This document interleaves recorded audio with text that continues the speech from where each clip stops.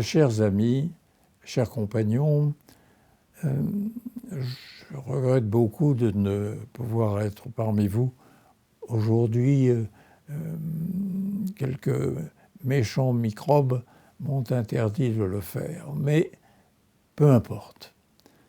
C'est avec toujours le même profond sentiment d'attachement aux militants de l'abolition que je m'adresse à vous.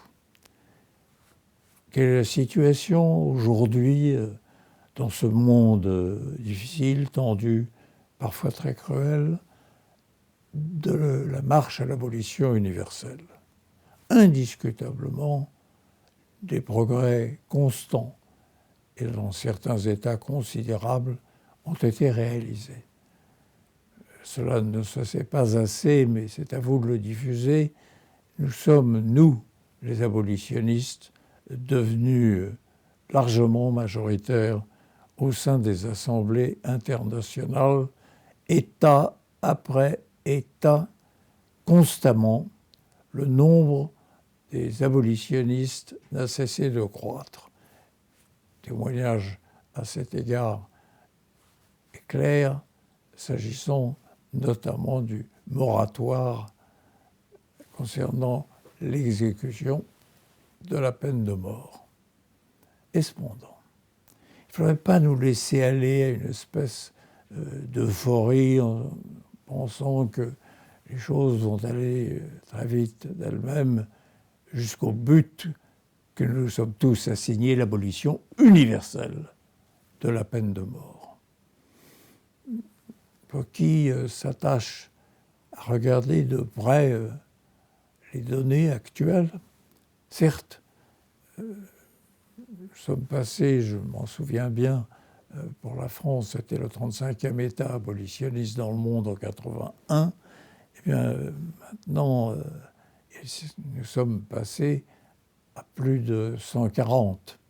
Et nous sommes, comme je le disais, largement majoritaires. Mais au-delà, quand on analyse la situation internationale avec l'œil lucide qui convient, il faut quand même dire que de très grandes puissances, les plus importantes du monde, pour certaines, sont encore partisans ou conservent encore la peine de mort dans leur arsenal législatif.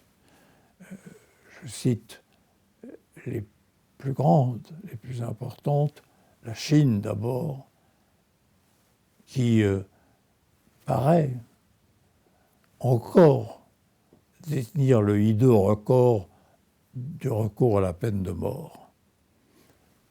Les États-Unis, mais je pourrais en citer d'autres, l'Inde, que pour nous, tout semblait voué à une prochaine abolition légale de la peine de mort.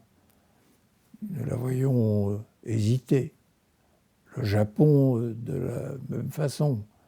Et nous constatons aussi que du côté de nos amis musulmans, ce sont des pays qui, eux, sont à la tête du record hideux des exécutions, et je pense en particulier ici, au regard de leur population, à des États comme l'Iran ou comme l'Arabie saoudite.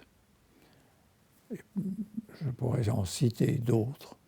Donc, au regard de ces forteresses, de ces citadelles de la peine de mort, il nous faut mesurer que la tâche est loin d'être finie, que notre solidarité avec les militants de ces États doit être plus forte que jamais et que nous devons de toute manière les soutenir, comme nous devons faire entendre notre voix à propos de chaque exécution capitale qui demeure un crime contre l'humanité. c'est dire que la tâche est non seulement inachevée, mais encore difficile, d'autant plus mobilisatrice doit être l'action des militants.